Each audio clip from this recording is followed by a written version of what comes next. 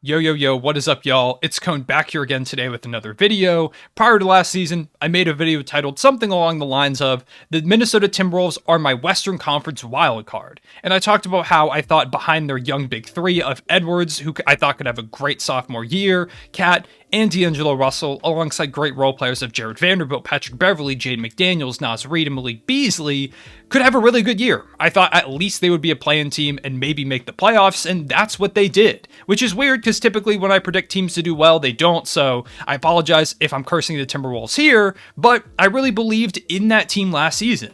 They ended up losing to the Memphis Grizzlies 4-2 in the first round, but to be honest, they were the better team for a majority of that series. There were so many points, in fact, two of the games they lost, where they went up by 20 or almost 20 points. They were dancing on the sideline, they were talking about we're in Minnesota now, then they made a bunch of mental mistakes, and all of a sudden the 20-point lead was 10, 5, and then the Grizzlies ended up winning. It was a lot of inexperience and mental mistakes, but if they cut down on those, they very well could have made the second round. So they had a great season, and they're on a great trajectory going forward. You know, you've got Anthony Edwards, a first overall pick, who looks like he could be a superstar at some point. One of the greatest shooting big men in Cat, who, you made the playoffs, so he's happy now. D'Lo had a really good year before the playoffs where he flamed out a little bit, but for the most part, pretty good season. You've got all those young guys like Vanderbilt, McDaniels, Naz Reid, Malik Beasley. Like, you're on a really good trajectory. And then they decide to hit the fast forward button, like some teams do, and they went absolutely insane.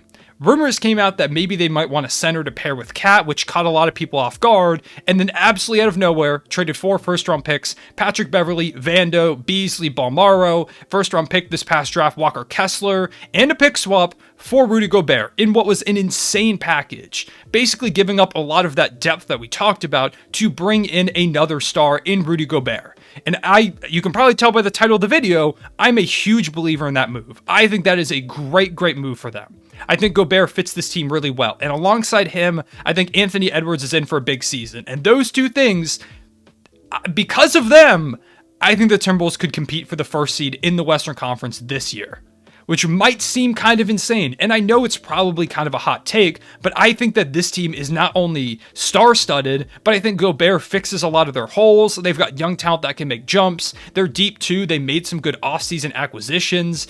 I really like this team. I think they fit really well in that Western Conference too. So let's talk about it. Starting off with the Gobert move, because that's the big thing. Like I said, I believe in this move a lot. Last season, the Timberwolves were the 13th best defense in the league, and they just added one of the greatest rim protectors in NBA history. You might not believe it, maybe you've seen some clips online of him getting toasted on the perimeter, whatever, you've heard narratives. Rudy Gobert is an incredible defender, one of the best we've ever seen at the big man position. Only 4 players in NBA history have won 3 or more Defensive Player of the Years. Those guys are Ben Wallace, Mutombo, Dwight Howard, and Rudy Gobert. And Rudy Gobert is my pick to win Defensive Player of the Year this upcoming season. I think he can do it, and I think he will, because I think this Timberwolves team is going to be one of the 5 best defenses in the league. They're going to be pretty far up there. Last season, the Jazz had a 110 defensive rating in games featuring Gobert. You want your defensive rating to be lower because it's less points that you give up, which is good for 10th in the NBA. That's pretty good. But without him, they had a 117 defensive rating, which would have been dead last in the league. When Gobert wasn't on the court, the Jazz were horrendous defensively. If you watched any of the games, you would have noticed that. It was absolutely absurd. So regardless of how you may feel about him from viral clips, Gobert was the only reason the Jazz were even slightly okay defensively last season. There were so many times where guys would just walk past their perimeter defender, and, Gobert did his best. He would block shots. Not only that, but he deters people from even trying at the rim. And sure, sometimes he gets caught on posters or gets caught on the perimeter, and guys can do some damage, but for the most part, he holds his own in a lot of those scenarios, and if you're a great shot blocker, you're going to get dunked on, or guys are eventually going to get the better of you. It's the NBA. That's the way it happens. The reason you don't see the many clips of Gobert locking down is because it's basically every single time someone goes against him. He is phenomenal. He himself is a defensive system. And I believe that him and Cat will work out together in the front court. For a big part of last season, one of the biggest issues for the Timberwolves was their defensive rebounding. They had the worst defensive rebounding percentage in the league last season, which led to them giving up the 6th most second chance points in the league, which is awful.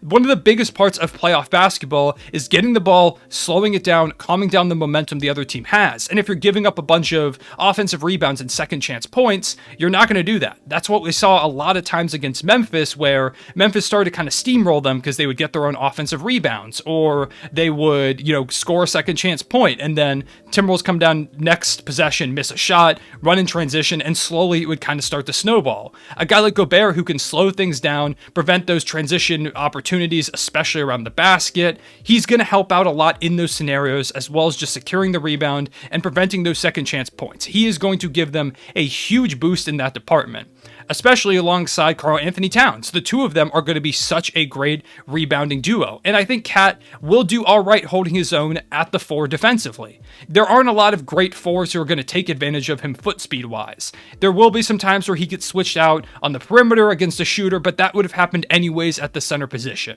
I think it's going to work. Plus, offensively, he is a guy who is one of the greatest shooting big men of all time. He can space the floor really, really well, which helps them out a ton. As well as defensively, all he's got to really do is just funnel guys to Gobert. Just kind of play, and I'm sure he will play a lot of minutes at center too. When Gobert's off the court, they'll just go back and forth between center until closing minutes or the starting minutes where they'll play together. I'm assuming that's how they'll do that alongside Naz Reid as well.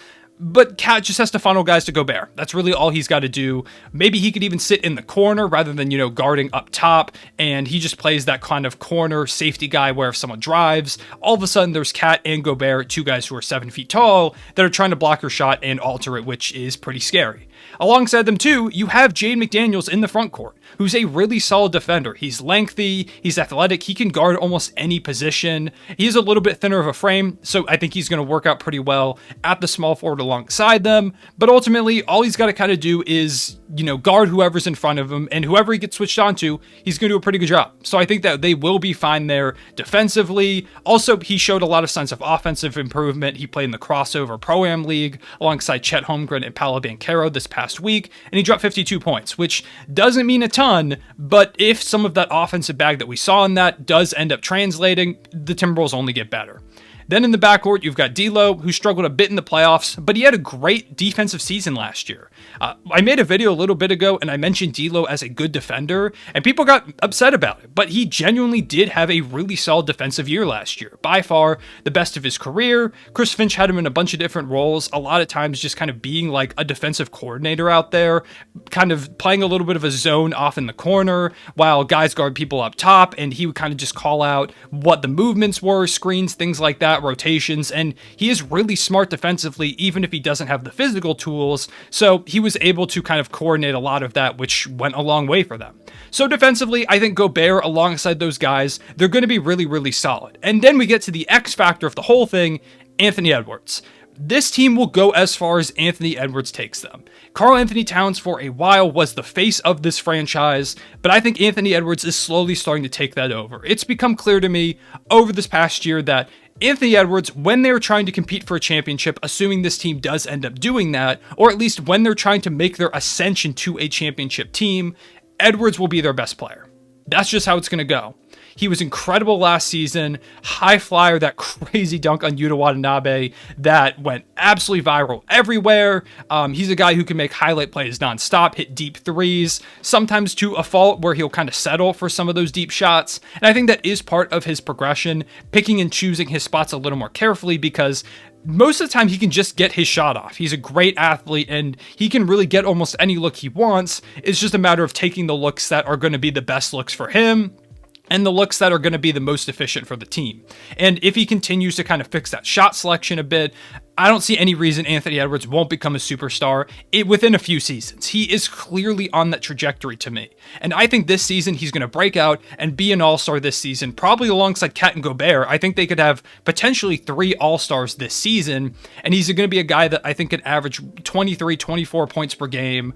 He's going to dunk on some people. He will be the face of this team for the foreseeable future as long as he is a Minnesota Timberwolf. And because of how much I believe in his ascension, Also defensively too, he has a lot of the physical tools to be a great defender. There's sometimes where he misses some rotations or, gets a little bit lazy on that end, but a lot of that is due to him carrying the offensive load. And now that you've got a guy like Gobert, who, like I said, one of the greatest defenders we've seen at the big man position ever, he can kind of, do a little bit more of funneling towards Gobert. He doesn't have to do as much himself. I think that'll kind of help him defensively too in terms of that consistency. So I think Anthony Edwards is in for an all-star caliber season. I think Rudy Gobert is an incredible fit next to Karl Anthony Towns. Cat stretching the floor too is going to be huge for that team. Then they've also got like D'Angelo Russell. They've got Jaden McDaniels in the starting lineup to make what is one of the best starting lineups in the league. Then you've also got Kyle Anderson, who they picked up from the Grizzlies, who was a huge part of what they did last season. He's just a role player that does a little bit of everything. Naz Reid, who's a really solid third big man to have on that team. It's incredible that he's their third string guy. Eric Pascal they picked up, who had a career high 3-point percentage last season. Taurean Prince, who they extended and was really solid last year. He's going to be back. Bryn Forbes is a shooting specialist. They picked up Austin Rivers as just a backup guard to have there. They've got Jalen Noel, who has shown a lot of bench production potential. He could look like a guy that maybe could be a really productive six-man for them down the line. This is a really good team, and they're all super young. Like, Anthony Edwards is heading into his third season. Cat is still like 26. I don't even know at this point. It feels like he's been in the league for a million years, but he's probably around 26, 27. I'm honestly not sure. Gobert is around 30, but he's still plenty young enough. D'Angelo Russell is still young too. Like, they are a young team. It's not like they traded for Gobert and it's like, okay, they've got 3 seasons to make this thing work. They've got this year, another year, another year.